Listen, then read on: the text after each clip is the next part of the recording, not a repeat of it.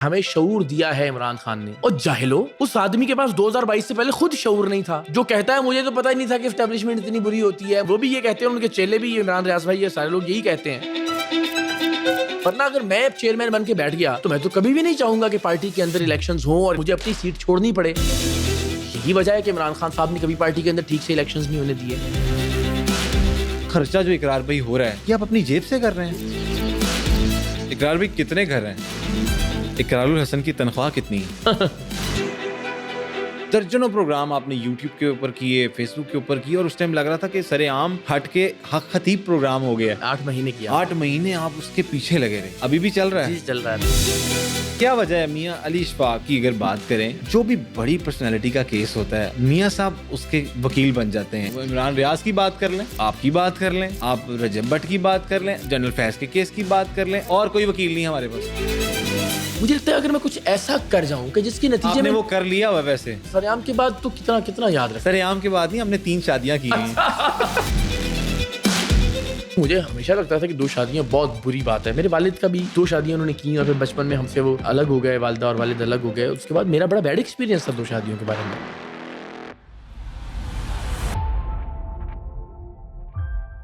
بسم اللہ الرحمن الرحیم. السلام علیکم. آپ دیکھ رہے ہیں دی بلو ٹو ڈیجیٹل پوڈ کاسٹ. میں ہوں آپ کا ہوسٹ عبدالحی صدیق, اور ایک اسپیشل ایپیسوڈ کے ساتھ آپ کی خدمت میں حاضر ہوا ہوں, ایک نئے گیسٹ کے ساتھ. اور اس گیسٹ کا تعارف مجھے نہیں سمجھ آتی میں کس طرح سے کرواؤں, کیونکہ مختلف پرسنالٹیز ایک انسان میں نظر آتی ہیں. اگر بات کریں تو آپ پچھلے کئی عرصے سے انہیں ٹی وی اسکرینس پر دیکھ رہے ہیں, اور دبنگ قسم کے پروگرام کرتے ہوئے یہ نظر آتے ہیں, کبھی کسی سڑک پر, یا کبھی کسی یونین کے آفس میں, یا کبھی پٹواری کے پاس, اور سب کو بے نقاب کرتے ہوئے نظر آ رہے ہوتے ہیں. آج کل سوشل میڈیا پہ ان کی کچھ اس طرح سے ٹرولنگ بھی کی جا رہی ہے کہ یہ کسی کے ساتھ منسوب ہیں, یہ کسی پارٹی کو لانچ کیا جا رہا ہے. یہ ساری باتیں آج انہی سے پوچھیں گے. اور اب کیا کرنے جا رہے ہیں, کون سی پارٹی لانچ کرنے جا رہے ہیں, اس کا منشور کیا ہے, اس کا مینیفیسٹو کیا ہے, یہ سب باتیں انہی سے پوچھیں گے. آج ہمارے ساتھ موجود ہیں دی ون اینڈ اونلی اقرار الحسن صاحب. السلام علیکم. وعلیکم السلام, کیا حال ہے آپ کا؟ الحمدللہ. اقرار بھائی, thank you for giving us the time.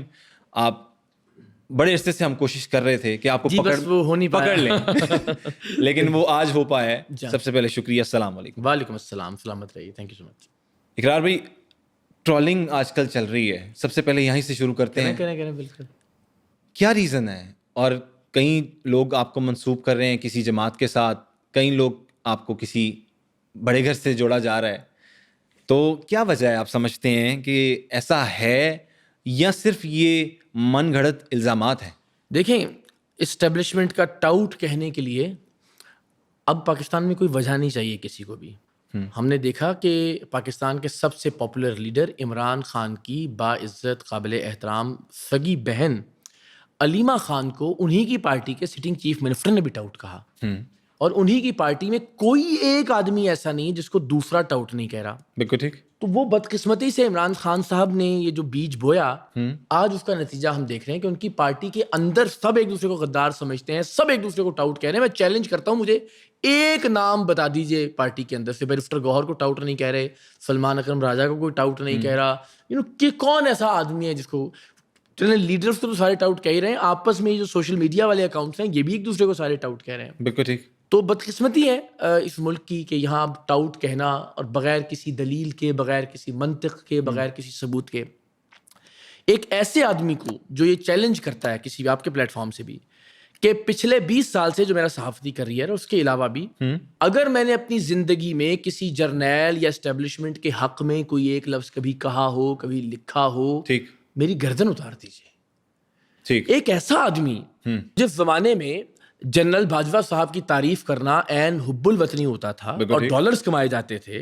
اچھا, اس زمانے میں بھی, جی ہاں بالکل, یوٹیوب پر لوگ ظاہر تعریفیں کر کے بنے نا بہت سارے, جو آج انقلابی بن گئے ہیں, یہ ماشاءاللہ اس وقت کے ٹاؤٹ تھے, مانے آپ پاکستان میں نہیں ہیں. تو جس زمانے میں یہ معمول تھا کہ جرنیلوں کی تعریف کی جائے, جس زمانے میں آج کا سب سے بڑا انقلابی یعنی عمران خان صاحب بیٹھ کر کہتے تھے کہ D G I S I یا آرمی چیف کے خلاف تنقید کرنے والا غدار ہوتا ہے, بڑا ریئیکشن آتا ہے فوج کے اندر, یہ تو بڑے ٹھہراؤ والے ہیں, سلجھے ہوئے ہیں کہ کوئی ریئیکشن نہیں دے رہے, اگر آپ تنقید کریں گے تو ملک شام بن جائے گا, یمن بن جائے گا, افغانستان جیسی حالت ہوگی. ہم نے تو اس زمانے میں بھی جنرل باجوہ کی تعریف نہیں کی, کسی جرنیل کی تعریف نہیں کی. اس شخص پر کہ جس کا کریئر بالکل اسٹیبلشمنٹ کے حوالے سے بے داغ ہے, وہ تو اپنے لیڈر کی بہن کو نہیں چھوڑ رہا ہے. ہاں تو پیچھے آپ تو پھر تو بڑی میری تو دور کیا سے- ہی حیثیت اور کیا ہی بڑی دور اوقات ہے, کی تو بات میں ہے. تو نہیں گھبراتا. اچھا, قوم میں ایک یہ جو شعور کا ایک نام آ گیا ہوا ہے 2018 کے الیکشنز کے بعد, عمران خان کی حکومت کے بعد, ایک انہوں نے لوگوں کو, جو ہماری یوتھ ہے, جو ہماری جنزی ہے, ان کے دماغوں میں ایک جس طرح آپ نے کہا بیج بویا ہے, اور وہ بیج یہ ہے کہ اب ہمارے میں شعور آ گیا ہے. ہر کسی سے آپ بات کریں نا کہ اس سے پہلے شعور نہیں تھا. تو آپ کیا اس شعور کو کس طرح سے سمجھتے ہیں, اور یہ جو اسٹیبلشمنٹ اور فوج کا ایک غلط امپیکٹ بھی جو کریٹ کیا ہے, کہیں جگہ پر کہیں غلطیاں انسان سے ہوتی ہیں, وہ بھی انسان ہی, لیکن جو ایک پورا امیج بنا دیا گیا ہے کہ جی فوجی غدار اور فوجی یہ اور فوجی یہ, اس کو کس طرح سے آپ لے کے چلتے ہیں؟ بطور مجموعی فوج یا ظاہر ہے شہید ہونے والے نوجوانوں یا حفاظت کرنے والے افسران اور جوانوں سے تو کسی کو بھی اختلاف نہ ہو سکتا ہے, نہ ہے. لیکن یہ جو بنا دیا گیا نا جی کہ ہمیں شعور دیا ہے عمران خان نے, اور جاہلو, اس آدمی کے پاس 2022 سے پہلے خود شعور نہیں تھا, جو کہتا ہے مجھے تو پتہ ہی نہیں تھا کہ اسٹیبلشمنٹ اتنی بری ہوتی ہے, مجھے تو پتہ ہی نہیں تھا کہ جرنیل اتنے اچھے ہوتے ہیں, مجھے لگتا تھا یہ یہی کہتے ہیں نا وہ کہ ہمیں تو لگتا تھا جی اسٹیبلشمنٹ بہت اچھی ہوتی ہے, وہ بھی یہ کہتے ہیں, ان کے چیلے بھی, یہ عمران ریاض بھائی, یہ سارے لوگ یہی کہتے ہیں. ٹھیک ہے. اور جن لوگوں کو 2022 سے پہلے خود شعور نہیں تھا, انہوں نے ایک رات میں شعور خود میں بھی پیدا کر لیا اور آپ کو بھی شعور دے دیا, اور پیدا بھی تب ہوا جب وہ حکومت سے نکالے گئے. ہاں جی, یعنی کسی اور وجہ سے نہیں, یعنی کوئی پڑھ لکھ کے نہیں شعور ان کو آیا, یا کسی بات نے, کسی واقعے اور کسی انسیڈنٹ نے نہیں ان کو شعور دیا.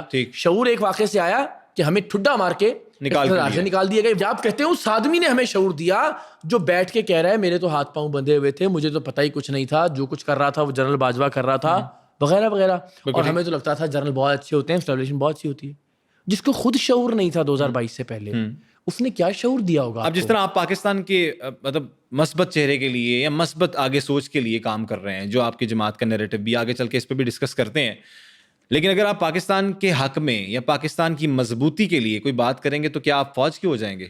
اور اگر آپ کریں گے تو یہ پاکستان سے کیا غداری ہے اگر آپ پاکستان کے حق میں بات کریں گے؟ بھائی ہمیں تو عمران خان نے سکھایا ہے کہ آئی ایس آئی چیف اور آرمی چیف کے خلاف بات کرنے والا غدار ہوتا ہے, اور وہ تو ابھی بھی یہ کہتے ہیں کہ فوج بھی میری اور ملک بھی میرا نا. عمران خان صاحب نے تو ایک سیف پیسج رکھا ہوا ہے نا. آپ کی پارٹی کا نیریٹو کیا ہے, مینیفیسٹو کیا ہے, منشور کیا ہے, جس سے پاکستان کو فائدہ ہونے جا رہا ہے آگے؟ دیکھیے, میں جو فارمولا پیش کر رہا ہوں یا جو خیال پیش کر رہا ہوں, وہ میں آپ سے چیلنج سے عرض کرتا ہوں بہت ہی عاجزی کے ساتھ, کہ پاکستان کی 78 سال کی تاریخ میں یہ آج تک نہیں ہوا. ٹھیک, جو بات میں عرض کر رہا ہوں, پاکستان کے 78 سال میں جو بھی آیا اس نے کہا مجھے وزیر اعظم بنائیں, میں یہ تبدیل کروں گا, میں یہ بہتر کروں گا, میں یہ کر کے دکھاؤں گا.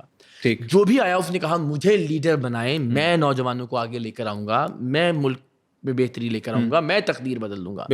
پاکستان کی 78 سال کی تاریخ میں ایک پہلا انسان ہے بہت عاجزی کے ساتھ جو یہ کہہ رہا ہے کہ میں وزیر اعظم نہیں بنوں گا, میں لیڈر نہیں بنوں گا, میں کوئی عہدہ نہیں لوں گا, میں کوئی مالی منفعت یا فائدہ اپنا اٹیچ نہیں کروں گا اپنی کسی بھی تحریک یا کسی بھی پارٹی کے ساتھ. ٹھیک ہے, آپ کو وزیر اعظم بناؤں گا, ٹھیک ہے, آپ میں سے لیڈر ہوں گے, اور میں نہیں بناؤں گا, میں وہ سسٹم جو نہ میری ایجاد ہے, نہ میری تخلیق ہے, نہ میری دریافت ہے, دنیا میں جو چل رہا ہے. ٹھیک ہے, جو اوورسیز پاکستانی مجھے دیکھ رہے ہوں گے وہ یہ جانتے ہیں کہ جن جن ملکوں میں وہ ہیں وہاں پہ اسی طرح سے سیاسی جماعتوں میں الیکشن کے ذریعے لیڈرز منتخب ہوتے ہیں جیسا میں کہہ رہا ہوں. بالکل ٹھیک. تو میں یہ کہہ رہا ہوں کہ نہ اقرار الحسن, نہ ABC XYZ کوئی اور انسان ایک ایسا پلیٹ فارم نوجوان کریٹ کریں کہ جس میں وہ الیکشن کے ذریعے یونین کاؤنسل سے پہلے اپنے پریزیڈنٹس کو منتخب کریں, پھر ان پریزیڈنٹس میں سے تحصیل اور ڈسٹرکٹ کی سطح پر, پھر ان ڈسٹرکٹ پریزیڈنٹس میں سے کوئی ایک جو ہے وہ ڈویژن اور صوبے کا پریزیڈنٹ منتخب ہو, اور پھر صوبے کے 4 پریزیڈنٹس میں سے جو نوجوان ہوں, پڑھے لکھے ہوں, جن کو پتہ ہو, لوگوں کو ساتھ لے کر چلنے کا سلیقہ آتا ہو, معیشت جانتے ہوں, انٹرنیشنل ریلیشنز کی خبر ہو, سیاست کے طالب علم ہوں, ان میں سے کوئی ایک پاکستان میں مرکز میں اس پارٹی کا چیئرمین منتخب ہو, 4 صوبائی صدور یا چیئرمین میں سے. ٹھیک ہو تو گیا. یہ کون سی کوئی بڑی راکٹ سائنس ہے؟ اور اس سے ہوگا کیا؟ مطلب یہ مختلف جماعتیں جو ہماری پہلے سے ایگزسٹ کر رہی ہیں, آپ بھی کہہ رہے ہیں کہ عام آدمی کی بات کر لیتے ہیں, جس طرح برابری پارٹی کی بات کر لیتے ہیں, ان کا بھی شاید ملتا جلتا ہی ہے آپ سے. اس کے چیئرمین خود ہے نا, وہ چیئرمین ہے. ٹھیک ہے, آپ کہہ رہے ہیں آپ کو چیئرمین. میں کہہ رہا ہوں کہ جب کوئی آدمی یہ قربانی دے گا کہ وہ اپنا کوئی عہدہ چھوڑ دے, اپنا کوئی منصب نہ رکھے, پھر جینونلی پارٹی کے اندر ڈیموکریسی آ سکتی ہے. ورنہ اگر میں چیئرمین بن کے بیٹھ گیا تو میں تو کبھی بھی نہیں چاہوں گا کہ پارٹی کے اندر الیکشنز ہوں اور الیکشنز کے نتیجے میں کوئی آدمی یا کوئی ینگسٹر آئے اور مجھے اپنی سیٹ چھوڑنی پڑے. یہی وجہ ہے کہ عمران خان صاحب نے کبھی پارٹی کے اندر ٹھیک سے الیکشنز نہیں ہونے دیے. یہی وجہ ہے کہ نواز شریف صاحب کی پارٹی میں کبھی, ان کی تو کیا ہی بات کریں, ان کی تو پارٹی کا نام ہی ایک آدمی کے نام پہ. ہم کہتے ہیں جمہوریت, پارٹی کا نام ایک جس طرح دکان ہوتی ہے کسی آدمی کی, اس طرح سے زرداری صاحب کا اور بلاول صاحب کا بھی یہ معاملہ ہے کہ پارٹی میں الیکشن کر کے وہ کیسے اپنی ایگو کو ہرٹ کر سکتے ہیں. یعنی شریف کی, زرداری کی اور خان کی انا کتنی ہرٹ ہوگی یا اس کو کتنا نقصان پہنچے گا کہ اگر کوئی عبد الحمید گلی محلے سے اٹھ کے جو ہے ان کی جگہ پر پہنچنے کے قابل ہو جائے تو. بالکل ٹھیک. یہ کر نہیں سکتے. تو جب آپ کوئی خود عہدہ لے لیں گے تو پھر آپ کے اندر وہ خواہش جاگ جائے گی کہ آپ کسی اور کو نہیں آنے دیں گے. کی بھوک تو سب کو تو کسی ایک کو پاکستان کی تاریخ میں یہ قربانی دینا تھی کہ وہ کسی عہدے کا طلبگار نہ ہو, وہ کسی عہدے کا امیدوار نہ ہو, نہ وہ کوئی عہدہ مانگے, نہ قبول کرے, نہ کوئی الیکشن لڑے. اور جب وہ یہ کرے اور لوگوں کو اکٹھا کر لے اور ان سے کہے کہ آپ آپس میں الیکشن کروائیں, تو پھر جنرلی ڈیموکریسی آ سکتی ہے, جمہوریت آ سکتی ہے پارٹی. اس کو کتنا ٹائم لگ سکتا ہے آپ کے خیال میں؟ مطلب آپ سمجھتے ہیں کہ یہ لمبا ایک عرصے کی طویل آپ کی کاوش ہوگی اور ایک پراپر آپ اس کو تحریک کو لے کے چلیں گے تو کتنا ٹائم لگ جائے گا آپ کو؟ مجھے نہیں لگتا اس میں بہت زیادہ وقت. ایک تو یہ کہ میں ظاہر آن گراؤنڈ اتر چکا ہوں لوگوں سے. میں کل بھی موڑ کھنڈا, ننکانہ صاحب, سید والا, جڑا والا, آنے والے دنوں میں ہم بہاولپور جو ڈویژن ہے اس کے مختلف شہروں میں, پھر ملتان کے ڈویژن کے مختلف شہروں میں, ملتان, خانیوال, پھر ڈی جی خان, مظفر گڑھ, تو ہم 3-4 دن یہاں ہوں گے. یہ سارا خرچہ جو اقرار بھائی ہو رہا ہے یہ آپ اپنی جیب سے کر رہے ہیں؟ کوئی خرچہ نہیں ہو رہا. میرا پیٹرول کا خرچہ ہے جب میں جاتا ہوں, اور جو وہاں کے لوکل ہمارے ٹیم سریام کا ایک نیٹ ورک موجود تھا, یا جو بھی کہہ رہا ہے کہ جی آپ آئیے, ہم آپ کا پیغام لوگوں تک پہنچاتے ہیں, وہ اپنے کسی ہال میں, کسی اسکول کے کسی ہال کے اندر, کوئی میرج ہال, وہ تھوڑی دیر کے لیے کچھ اپنا کچھ پیسے ڈال وال کے ارینج کر لیتے ہوں گے, واللہ عالم. یہ خرچہ ان کی ذمہ داری. آپ کو کوئی فنڈ تو نہیں کر رہا؟ جو دماغوں میں سوال لوگوں کے عوامی سوال یہ بھی ہے کہ آپ کو کوئی فنڈ تو نہیں کر رہا یہ سب کچھ کرنے کے لیے؟ میں اسٹیبلشمنٹ کی بات نہیں کر رہا. جی جی. میں اور کوئی انویسٹر تو نہیں آپ کے پیچھے؟ نہیں کیا بھائی, انویسٹر بہت ہی جاہل ہوگا جو ایک ایسے آدمی پہ انویسٹ کرے گا جو کہہ رہا ہے میں کوئی عہدہ ہی نہیں لوں گا. تو جب میرے پاس نہ پارٹی کا کوئی عہدہ ہوگا, انویسٹر کو یہ تو نہیں کہ کل کو یہ پوری ایک جماعت بن جائے, اس کی ایک پاور آ جائے. بھائی وہ دیکھ رہا ہوگا نا, وہ بدل دیں یا آپ بدل دیں. یہ بھی تو وہ آدمی دیکھ رہا ہوگا نا کہ یہ کیمرے کے سامنے بیٹھ کے ہر جگہ قرآن کی قسم کھا رہا ہے, اللہ اور اس کے رسول کو گواہ بنا کے کہہ رہا ہے کہ بھائی میں کبھی زندگی میں کوئی پارٹی یا سیاسی یا حکومتی عہدہ نہیں لوں گا. تو وہ بہت ہی جاہل ہوگا کہ وہ ایک ایسے آدمی پہ انویسٹ کر رہا ہے کہ جس کے پاس کوئی عہدہ اور کوئی اختیار نہیں ہوگا. ٹھیک ہے, تو وہ کون پاگل ہوگا کوئی. لیکن پھر یہ خیال کہاں سے آتا ہے اقرار بھائی؟ میں یہ سوچ رہا ہوں کہ آپ نے ایک میڈیا کریئر ماشاءاللہ ابھی بھی چل رہا ہے کنٹینیو, اللہ تعالیٰ آپ کو سلامت رکھے, آپ آگے بھی اسی طرح کے دبنگ پروگرام کرتے رہیں اور ہم دیکھتے رہیں. آپ کو دیکھ دیکھ کے سیکھا ہے ہم نے بھی. لیکن یہ مائنڈ میں خیال آیا کہاں سے؟ مطلب میں یہ جاننا چاہ رہا ہوں. مجھے لگتا ہے میں شاید شروع سے ایسا تھا, میں عرض کر دیتا, کر نہیں پا رہے تھے. نہیں, یعنی میں اسکول میں جب تھا تو میں ڈیبیٹس کرتا تھا. میں ایک ایسا آدمی کہ جس کو لوگ پسند کرتے تھے, جانتے تھے. ہمارے گاؤں میں ایک واحد ہمارا سادات کا گھر تھا, تو لوگ اسے نسبت سے بھی, تو اس میں بھی لائم لائٹ میں تھے. پھر جب کالج میں آئے تو ڈیبیٹنگ سوسائٹیز, میوزک, تو وہ ایک شاید وہ ایک صلاحیت تھی لوگوں کو بات پہنچانے کی, لوگوں سے بات کرنے کی, یہ زبان میں اثر تھا. تو کالج کے زمانے سے مجھے یہ ایک عجیب خواہش میرے اندر ہوتی تھی. میرے بہت سارے دوست اس بات کے گواہ بھی ہیں کہ یار مرنے کے کچھ 100 سال بعد, 50-100 سال بعد نا ایسا کچھ کر کے جائیں کہ لوگ یاد کریں. میں نے کبھی یہ نہیں کہا کہ میں یہ محل بناؤں گا, میں یہ گاڑی خریدوں گا, میں یہ کام کروں گا, میں دنیا میں اس جگہ, وہ اللہ نے سارے خواب میری خواہشیں پوری ضرور کی, لیکن میں نے کبھی یہ میرے گولز یا ایمبیشنز یہ نہیں تھی کہ یہ مادی چیز. ایک خواہش تھی کالج کے زمانے سے کہ یار جب میں مر جاؤں تو مرنے کے بعد کچھ دیر تک لوگ مجھے یاد ضرور کریں. تو آئی بلیو کہ شاید وزیر اعظم بن کے یا کوئی عہدہ لے کے یا کوئی MNA MP یا کونسلر بن کے بھی کون یاد, مجھے لگتا ہے اگر میں کچھ ایسا کر جاؤں کہ جس کے نتیجے میں وہ کر لیا ہوا. ویسے نہیں, مجھے لگتا ہے شاید سریام کے بعد تو کتنا یاد رکھتے ہیں. سریام کے بعد نہیں, ہم نے 3 شادیاں کی ہیں.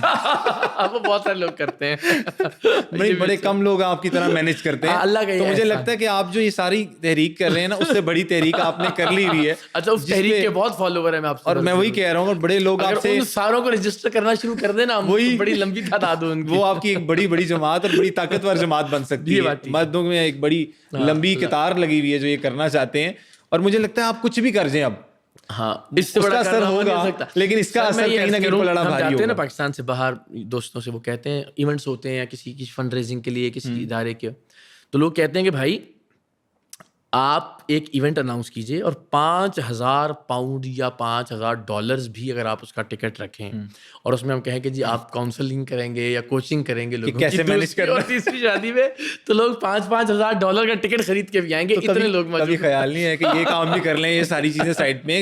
دیکھیں قائد اعظم بڑا ضروری ہے آج کل. نہیں قائد اعظم اللہ نے بہت الحمدللہ پروردگار نے فائنینشلی ہر وہ چیز دی اور رزق حلال کے ذریعے دی کہ جس کا آپ تصور کر سکتے ہیں، جو خواہش انسان کر سکتا ہے. الحمدللہ. اقرار بھی کتنے گھر ہیں؟ نہیں گھر سے مراد بیگمات تو 3 ہیں، تو ہم عام طور پہ گھر سے مراد ہوتی ہے 3 گھر. نہیں مطلب میں یہ جاننا چاہ رہا ہوں ذاتی گھر پراپرٹی میں آپ جو مطلب گھر ہوتے ہیں. اچھا ذاتی گھر کی بات کر رہے ہیں. میرا ایک گھر ہے جو زیر تعمیر ہے. زیر تعمیر سے مراد اب تعمیر تو ہو چکا، اس کے آخری بس اب فنیشنگ رہ چیزیں ہیں جس میں وہ سینیٹری فکسچرز اور باقی فنیشنگ رہے گی. فنیشنگ بھی ہو گئی ہے، ٹائلز وائلز لگ گئی ہیں، سیلنگس کا کام ہو گیا ہے، پینٹ ہو گیا ہے. ٹھیک ہے. تو وہ تھوڑا سا ذرا سست روی کا شکار ہے، بس ذرا توجہ ادھر ادھر ہوتی رہتی ہے. تو وہ ایک 2 کنال کا میرا لاہور کے DHA فیز 8 میں وہ گھر ہے جو بن. اور کراچی میں نہیں، کراچی میں جب بھی ہم تھے ہم رینٹ پر تھے، وہ چھوڑ دیا اب ہم نے. مطلب اقرار الحسن کے نام ایک گھر ہے ابھی. ایک 2 کنال کا گھر ہے، ایک میرے پاس 1 کنال کا پلاٹ ہے. لاسٹ ایک ویلاگ میں کسی نے انٹرویو میں پوچھا تھا، وہ پلاٹ میرے ذہن سے نکل گیا. تو وہ پلاٹ موجود ہے ایز این انویسٹمنٹ، ہم نے آگے فیوچر کے لیے کر کے رکھا ہوا ہے. ٹھیک ہو گیا. یہی ہے گاڑی واڑی میں نے بتا دیا تھا تفصیل سے کہ میرے پاس دفتر کی دی ہوئی ایک گاڑی ہے چنگھان. ٹھیک ہے. ایک گاڑی ہے وہ ہم نے رینٹ پر لے رکھی ہے. یار لوگ کہتے ہیں لو جی اس کا رینٹ ہی £1,00,000 سوا لاکھ روپیہ ہوتا ہے تو پاگل بہلا رہے ہیں ہمیں. بھائی وہ میں نے چونکہ مجھے جتنے بھی میرے پاس اکٹھے پیسے آتے تھے تو میں بجائے گاڑی کے میری خواہش یہ ہوتی تھی کہ میں گھر پہ لگا کے اس کو جلدی سے تعمیر. تو پھر ہم نے ایک گاڑی کی ایکسٹرا ضرورت تھی تو میں نے کہا وقتی طور پہ ہم رینٹ پہ لے لیتے ہیں بجائے اس کے کہ 40, 50, 60 لاکھ روپیہ بلاک کریں. وہی گھر تعمیر ہو جائے گا پھر واپس آ جائیں گے. تو وہ ایک گاڑی رینٹ پر ہے، بھائی کی گاڑی ہے ایک، اور 2017 ماڈل ہے شاید، 2016 ماڈل ہے شاید. اور ٹھیک ہو گیا. ایک بیگم کے پاس، دوسری بیگم کے پاس ایک گاڑی ہے جو ان کے بیگمات کے نام پہ کچھ لگوایا ابھی تک؟ نہیں بیگم کے نام پر کسی بیگم نے والد کوئی خواہش نہیں کی کہ میرے نام یہ ہونا چاہیے؟ نہیں یہ بہت اچھی ہیں اللہ سب کو. میں تینوں میں سے کسی نے کبھی نہیں خواہش کی؟ ہماری زندگیوں کی بحث ہی نہیں ہے. فائنینشیل چیزیں، مادی چیزیں، یہ ہے ہی نہیں. تینوں میں کبھی کوئی مقابلہ کہ فلاں کے پاس یہ ہے اور میرے پاس یہ ہونا چاہیے یا فلاں وہاں ہے. تو میں نے بھی اللہ یہ وسیلہ اور ذریعہ بناتا رہتا ہے کہ خود پلان کر لیتے ہیں باہر جانے کا، نہیں تو کسی بہانے سے جانا پڑ جاتا ہے. کوئی ریکارڈنگ ہو جاتی ہے، کسی ایونٹ میں جانا ہوتا ہے تو چلیں کسی ایک بیگم کے فیملی کو ساتھ لے جاتے ہیں. تو بس یہ اس طرح سے چل رہا ہے، بہت اچھا ہے. اقرار الحسن کی تنخواہ کتنی ہے؟ اچھا یہ میں ایگزیکٹلی بھی بتا دوں تو مجھے حرج نہیں ہے. میں کبھی بتا دیں. نہیں اس لیے نہیں بتا سکتا میں کہ یہ چینل کا بھی اختیار اور استحقاق ہے نا. نہیں پالیسی کا مسئلہ نہیں ہے. میں بتا دوں جی میری تنخواہ، باقی لڑ رہے ہوں کہ جی انہوں نہیں دے رہے ہو تو مینوں انہیں کیوں نہیں دے رہے، یہ بھی بڑا مسئلہ ہے. تو یہ وہ میرا خیال ہے چینل کا بھی استحقاق ہے. لیکن میں ایک رف آئیڈیا ہمیشہ دے دیتا ہوتا ہوں. آپ کہہ لیجیے کہ 5 ملین کے اراؤنڈ یا 5 ملین سے تھوڑا اوپر کی ہے، اور یہ 20 سال کا سفر ہے.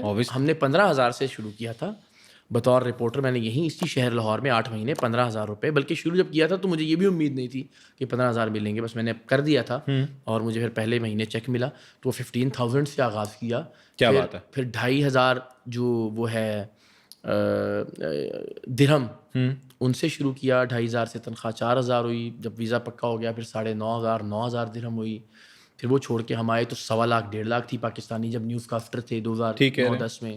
اور پھر اللہ نے بہت مہربانی کی، پاکستان کے ہر چینل نے 3 مرتبہ مجھے اپروچ کیا.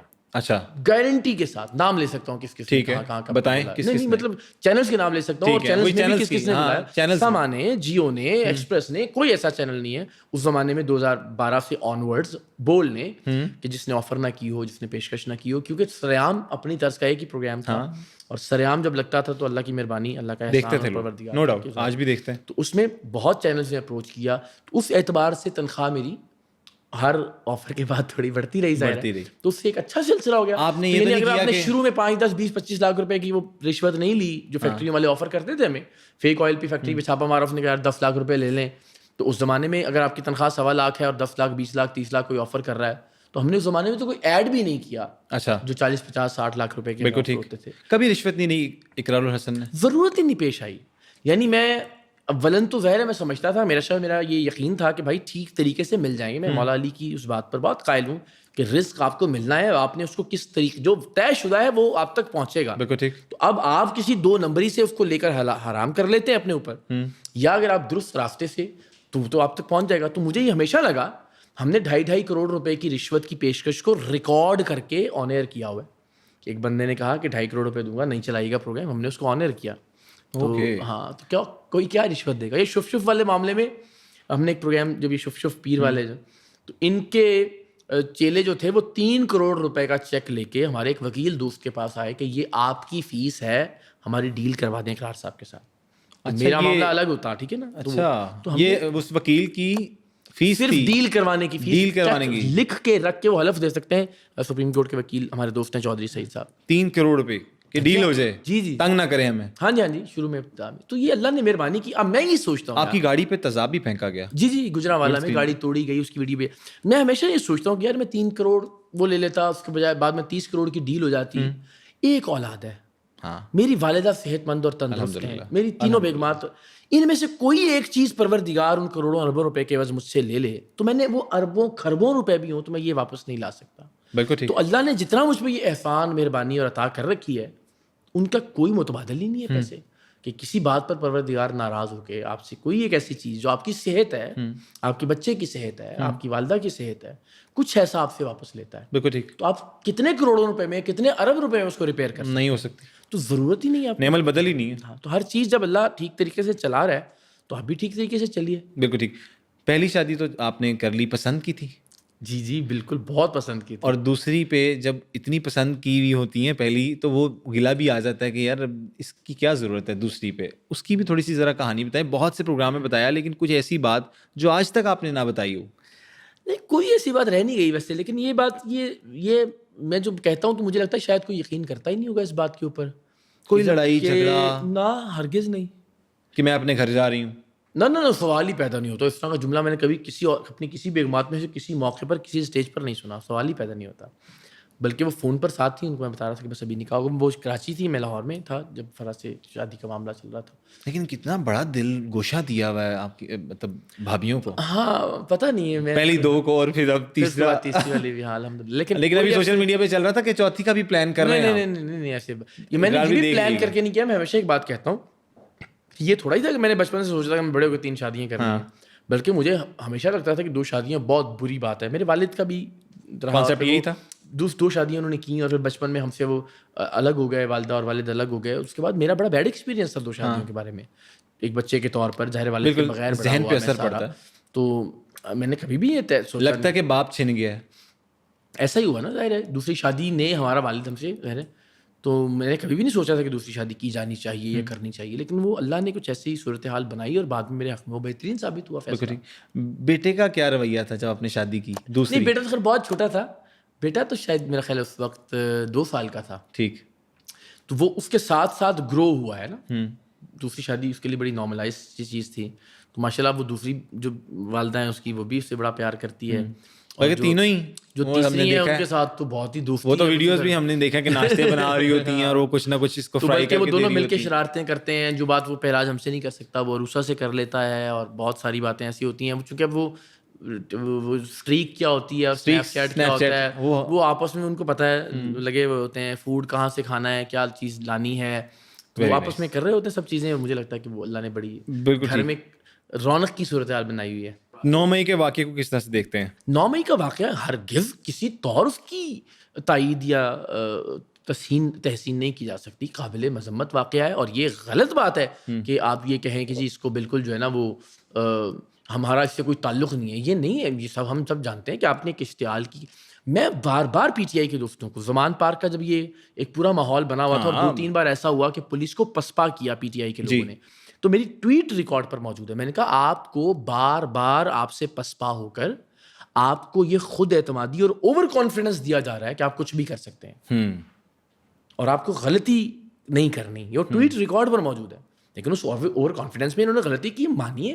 آپ کہیں جی ہمارا تو کوئی تعلق نہیں, ایسا نہیں ہے بالکل. آپ ظاہر ہے ادھر موجود, آج تک بھوگے تھے, ظاہر ہے موجود تھے, سب چیزیں ہمارے سامنے.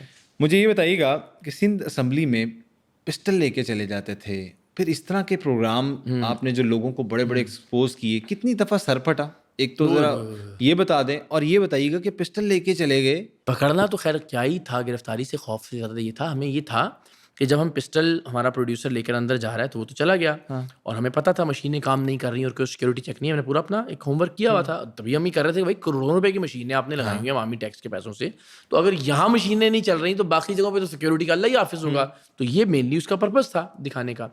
تو وہ ہمیں پتا تھا کہ وہ پسٹل لے کے اندر تک ہمارا نمائندہ پہنچ جائے گا. ٹھیک ہے. اب یہ تھا کہ میں اندر کیسے پہنچوں گا, کیونکہ میڈیا کے لوگوں کے لیے الگ ایک گیلری ہوتی ہے جہاں ہم جانا چاہ رہے تھے, کہ جہاں سامنے چیف منسٹر تھا, انٹیریئر منسٹر سندھ کا بیٹھا ہوا تھا, باقی ایم پی ایس تھے, امپورٹنٹ پرسنالٹیز, تو وہاں تک جانا تھا.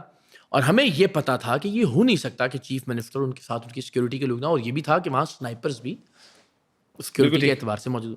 تو ہمیں یہ تھا کہ جس وقت وہ پسٹل, جو پھر لوگوں نے وہ منظر دیکھا بھی کہ میرے پروڈیوسر نے نکالا, اس نے نکالا اور میں نے ہاتھ میں پکڑا, تو ہمیں تھا کہ اس دوران کسی نے ریئیکٹ کر دیا اور فائر کھول دیا کہ جی یہ پتہ نہیں کیا کرنے لگے, تو کچھ بھی ہو سکتا ہے. تو وہ ایک فیئر تھا, بڑا بہت پریشر والا تھا, وہ آسان معاملہ نہیں تھا. اور ایکسپوز کرتے ہوئے سر کتنی دفعہ پھٹا؟ وہ انگنت بار, بہت خراشیں, زخم, سر پھٹنے کے بے تحاشا واقعات, بہت یعنی بتایا بھی نہیں جا سکتا. ابھی انٹیلیجنس بیورو والا آخری واقعہ جس میں ٹانکے بھی لگے. کتنے ٹانکے لگے تھے؟ اب مجھے یاد نہیں, 8-10 تھے شاید, زیادہ تھے اس سے. تو ڈر نہیں لگتا تھا کہ یار بس یہ کس کام میں پڑ گیا ہوں میں, مطلب کس کو سیدھا کرنے نکل گیا ہوں میں؟ نہیں, بس آپ کو لوگوں کی محبت سے, اس سے دعائیں جو مائیں دیتی ہیں, اس سے بہت حوصلہ ملتا ہے. آج بھی ظاہر ہے تنقید اپنی جگہ, لیکن بہت سارے لوگ ہیں ملتے ہیں, ہاتھ تک چومتے ہیں, ماتھے پہ بوسہ دیتے ہیں, پیار کرتے ہیں, دعائیں دیتے ہیں. اور وہی انہی لوگوں کی وجہ سے میں سمجھتا ہوں کہ مجھ پر ایک طرف سے ایک قرض ہے کہ کیا بس میں سلام اب ختم کروں, ریٹائرمنٹ کی ایک زندگی گزاروں, کوئی چھوٹی موٹی دکان کھولوں, کاروبار شروع کر لوں, یوٹیوب شروع کر دیں, جو بھی گھر بیٹھے بیٹھے. کیا بس یہی کر کے مجھے مر جانا چاہیے, یا کچھ ایسا کر کے جانا چاہیے کہ جو بنیادی طور پر چیزوں کو ٹھیک کرے, جو صرف یہ نہیں کہ اوپر سے آپ کچھ ٹھیک کر دیں, پورے سسٹم کو ٹھیک کریں. اور پورا سسٹم ٹھیک تب ہوگا جب آپ دیکھیں کہ دنیا میں جمہوریت کس طرح سے کام کر رہی ہے اور اس کے ثمرات لوگوں تک پہنچ رہے ہیں. اس کی بنیاد ہے آپ کی پولیٹیکل پارٹیاں. یعنی یہ کیسا نظام ہے کہ جس میں ساری سیاسی جماعتیں یہ کہتی ہیں کہ ہمیں ملک میں جمہوریت چاہیے, لیکن ان کے اپنے اندر جمہوریت نہیں ہے. یہ ساری سیاسی جماعتیں کہتی ہیں کہ ہمیں ملک میں شفاف الیکشن چاہیے, لیکن ان کے اپنے اندر شفاف الیکشن نہیں. شفاف الیکشن تو چھوڑ دیجیے, الیکشن ہی نہیں ہوتے. یہ ساری پارٹیاں کہتی ہیں کہ ہمیں ملک میں آئین کی بالادستی چاہیے, اپنے پارٹی کے آئین پر عمل نہیں کرتے. تو اتنی بڑی منافقت کے ساتھ نہیں حل کر سکتے آپ پاکستان کے مسائل کو. سب سے پہلے بنیاد کو ٹھیک کریں, اپنے پارٹی آئین پر عمل کرنا شروع کریں, اپنے پارٹی کے اندر فیئر الیکشنز کروانا شروع کریں, اپنی پارٹی میں جمہوریت لائیں, انشاءاللہ ملک میں بھی چیزیں بہتر ہونا شروع ہو جائیں گی. ٹھیک ہو گیا. حق عتیب کا ایشو آپ نے جس طرح ڈسکس کیا, 3 کروڑ کی آپ نے بتائی کہ ڈیل کے لیے کہا گیا, پھر آپ مختلف درجنوں پروگرام آپ نے یوٹیوب کے اوپر کیے, فیس بک کے اوپر کیے, اور اس ٹائم لگ رہا تھا کہ سر عام ہٹ کے حق خطیب پروگرام ہو گیا. ایسے 8 مہینے کیا, 8 مہینے آپ اس کے پیچھے لگے رہے, ابھی بھی چل رہا ہے؟ جی چل رہا ہے. تو کیا کس نہج پہ لے کے جانا چاہ رہے ہیں, اور یہ کیا پرسنل کچھ چیز تھی, یا اور پھر کس نے دھمکایا بھی, کس کے فون آئے کہ بس کر؟ یہ راز کی بات ہے, راز بتاتا ہوں. یہ بھی ہم نے 8 مہینے کیا, اور اس لیے کیا کہ ہمیں لگتا تھا, ہم اس طرح سے پہلے بھی بہت سارے پیروں کو, جعلی عاملوں کو, کرتب بازوں کو, شعبدے بازوں کو بے نقاب کرتے رہے. یہ ذرا میگا جعلی پیر تھا. تو اس کے اتنی ساری چیزیں تھیں. یعنی ہم نے یہ نہیں کیا کہ صرف بیٹھ کے اس کو گالیں کلوز کرنا شروع کر دیا, برا بھلا کہا. ہم نے جب بھی کوئی پروگرام کیا یا ویلاگ کیا, ایویڈنس کی بنیاد پر, کوئی نئی چیز, نیا گواہ, کوئی ویڈیو, کچھ نیا. ایسا نہیں کہ بس بیٹھ کے تبرہ کرنا شروع کر دیا. تو کسی نہ کسی ایویڈنس کی بنیاد پر ہم نے ہمیشہ یہ کیا.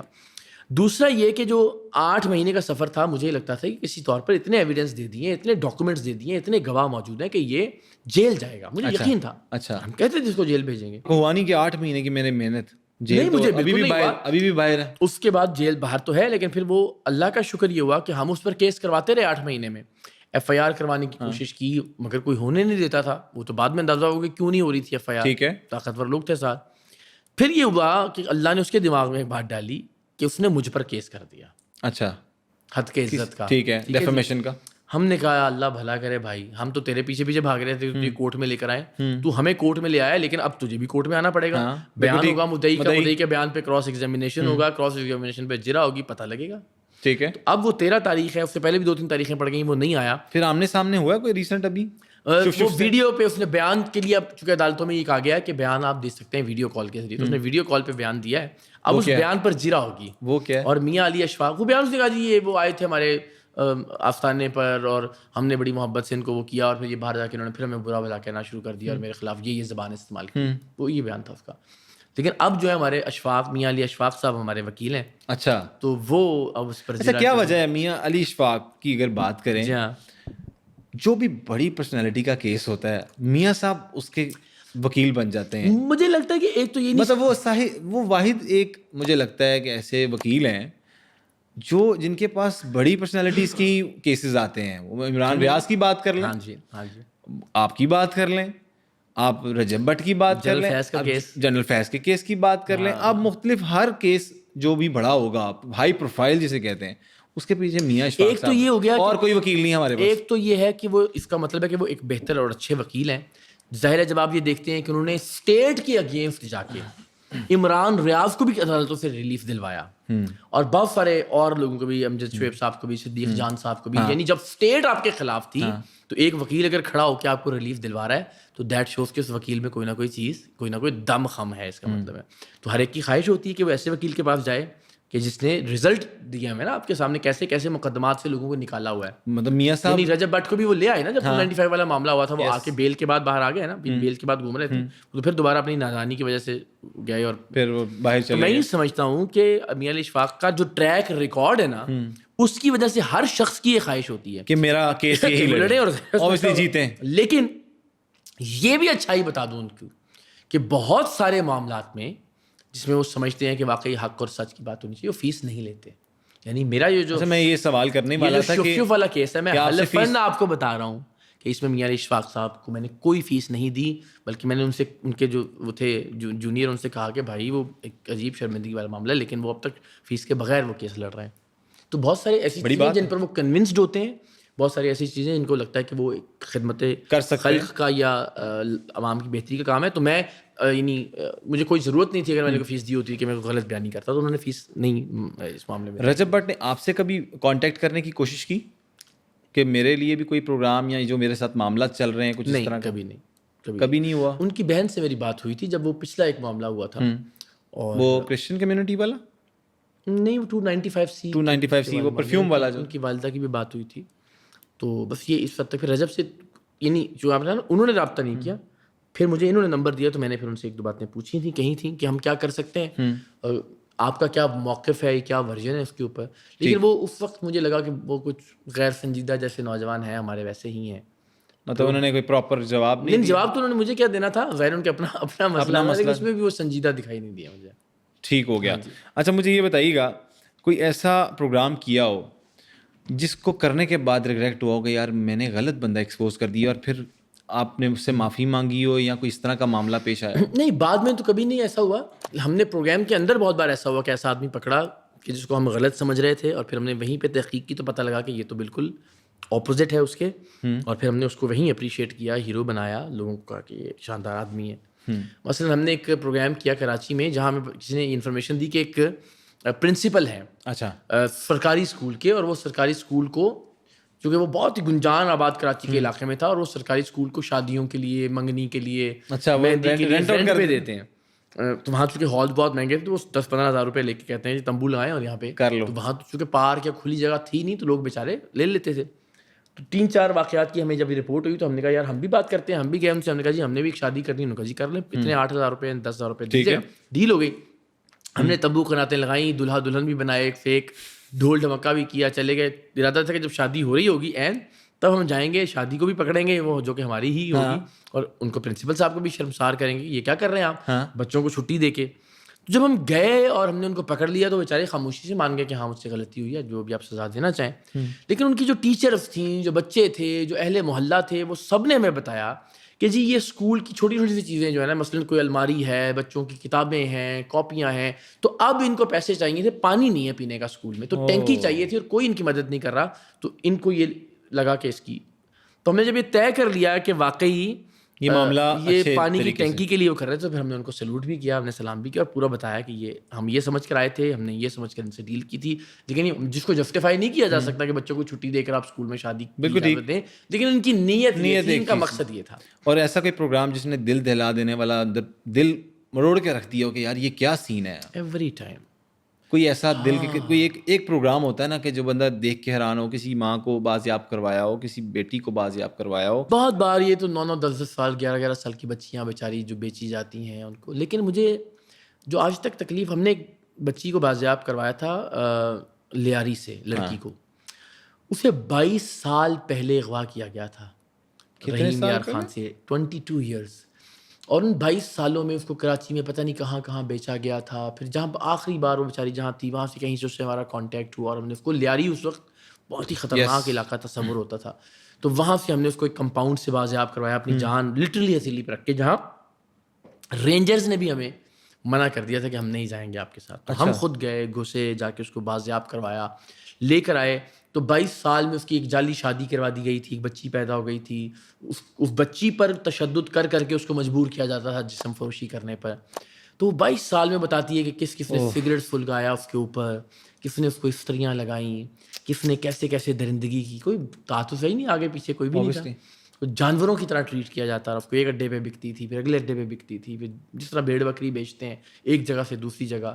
تو وہ کرنے کے بعد 22 سال بعد الحمدللہ ہم نے اس کو ریکور کیا. پھر اس نے کہا جی میرا گاؤں جو ہے یا میرا جو شہر ہے وہ رحیم یار خان ہے, اور رحیم یار خان میں مجھے یاد ہے کہ میرے گھر کے باہر سامنے ایک سینما ہوتا تھا اور ہمارے گلی کی نکڑ پہ ایک بابا دینا پان والا تھا. بس یہ یاد تھا اس کو یہ یاد تھا بس. 22 سال پہلے اس دوران اس کا باپ مر گیا تھا, بھائی نشے پہ لگ گیا تھا, گھر چھوڑ دیا تھا انہوں نے. تو اس شہر میں رحیم یار خان پورے میں آ کے پھر ہم نے اس کو جس طرح سے ڈھونڈا, اس کے گھر کو ڈھونڈنے کے بعد پھر اس کی ماں نے دوسری شادی کر لی تھی. 22 سال میں بہت کچھ بدل جاتا ہے. تو پھر ماں کو ڈھونڈ کے جب ہم نے اس کو ملوایا تو وہ جو منظر تھا وہ مجھے لگتا ہے کہ میں کچھ اور نہ کروں ساری زندگی نیک کام یا کچھ اور نہ ہو, مجھے لگتا ہے میری مغفرت کا باعث وہ کام بن جائے گا انشاءاللہ. کیا بات ہے. آپ نے مختلف حکومتوں کو بھی ایکسپوز کیا, آپ نے مختلف اداروں کو بھی ایکسپوز کیا جو کہ کرپشن کرتے تھے. جی ہاں. ہم جس اداروں کے ساتھ کام کرتے ہیں, فار ایگزامپل میڈیا انڈسٹری, جی ہاں, کبھی ایسا موقع ملا کہ میڈیا انڈسٹری کو ایکسپوز کرنے کا سوچ لیا ہو, یا میڈیا انڈسٹری میں کیا کرپشن نہیں ہوتی؟ نہیں ہوتی ہے. ہم نے بہت سارے پروگرامس کیے ہیں اس کے اوپر, بہت سارے صحافی, بہت سارے جو ٹیلی ویژن چینلس کے وہ نہیں ہوتا مائک اور وہ لے کے کارڈ جو ہے وہ 2 نمبریاں کر رہے ہوتے ہیں, بہت سارے لوگوں کو ہم نے بے نقاب کیا ہے. بہت سارے فیک لوگ جو اخبار جعلی نکالتے تھے, بہت سارے ایسے لوگ, درجنوں کے قریب ہوں گے پروگرامز جو ہم نے جو اس نوعیت کے کیے, جعلی صحافیوں پہ, صحافی جو بلیک میلنگ کرتے ہیں بالکل رنگے ہاتھوں پکڑ کے اسی طرح سے چھوڑیے. اور تو جناب میں نے اپنی ٹیم کے پروڈیوسر اور اسسٹنٹ پروڈیوسر کو بے نقاب کیا. ہمارے علم میں آیا تھا وہ یہ تھا کہ وہ 2 نمبری کر رہا ہے, اور پھر ہم نے اپنا ہی ایک ٹیم ممبر کر کے اس کی خفیہ کیمرے کی ریکارڈنگ جیسے ہم باقی لوگوں کے ساتھ کرتے ہیں کر کے اس پر وہ ایف آئی آر درج کروائی. بعد میں پھر بہت سارے لوگوں نے اس پر مختلف الزامات لگائے کہ جی یہ بھی کرتا تھا اور یہ بھی کرتا تھا. وہ پھر اپنی اپنی ایف آئی آرز کروائیں لوگوں نے. آپ اگر جرنلسٹ نہ ہوتے تو کیا ہوتے؟ پتہ نہیں, میں جو لوگوں نے اس کا مذاق بنایا ہے واللہ عالم کیوں. مجھے لگتا ہے کہ میں شاید سنگر ہوتا. مجھے اس زمانے میں میوزک سوسائٹی جو تھی ہماری گورنمنٹ کالج کی, میں اس کا سیکریٹری بھی تھا. پھر اس زمانے میں بہت زیادہ یہ سب جتنے بھی سنگرز ہیں, عاطف اسلم ہیں, یہ علی ظفر ہیں, جل بینڈ تھا, مزراب تھا, پتہ نہیں بہت سارے, یہ نوری جو بینڈ تھا نا, تو وہ زمانہ بھی وہ تھا کہ جب بہت سارا کام ہو رہا تھا. پھر بہت دھماکے ہونا شروع ہو گئے, کانسرٹس نہیں ہوتے تھے, تو یہ ختم ہو گیا. ای پی تھا, ہم ای پی فواد خان صاحب والا, تو ہمیں لگتا تھا کہ ایک کریئر ہے اور شاید میں وہ ہوتا. آپ کی آواز میں یہ لگتا تھا کہ آپ سنگر بن سکتے ہیں؟ ہاں میں عرض کر رہا ہوں گورنمنٹ کالج اس کی میوزک سوسائٹی بہت پریسٹیجیس ہے. ہمیں بھی ابھی تو گلا آپ کو پتا آیا ہوں تو 4 دن سے بند ہے. میں ضرور سنا دیتا ہوتا ہوں, مجھے کوئی. اچھا جی, آگے چلتے ہیں. مجھے یہ بتائیے گا, مذاق اڑائیں گے نہیں آپ صحیح کہہ رہے ہیں کہ وہ کہتے ہیں کہ صحیح, انہوں نے پھر صحیح کہنا کہ اب یہ نہیں کرنا چاہیے تھا. جی ایسا ہی ہے. ٹھیک ہے, کوئی ایک ایسا جرنلسٹ بتا دیں پاکستان میں جو کسی جماعت کے ساتھ ٹلٹ نہ ہو. آج آپ سمجھتے ہیں کہ کوئی خود سے جو مین صحافت میں لوگ ابھی موجود ہیں, کسی پارٹی کے ساتھ 3 نام 4 نام آ گئے میرے ذہن. بتائیں کون. میرے ذہن میں وسیم بادامی صاحب ہیں. ٹھیک ہے, میں بڑی گارنٹی سے کہہ سکتا ہوں کہ لوگوں کی پرسیپشن بھی نہیں ہے ان کے بارے میں کہ وہ کس پارٹی کے ساتھ ہیں. میرے ذہن میں کاشف عباسی ہیں.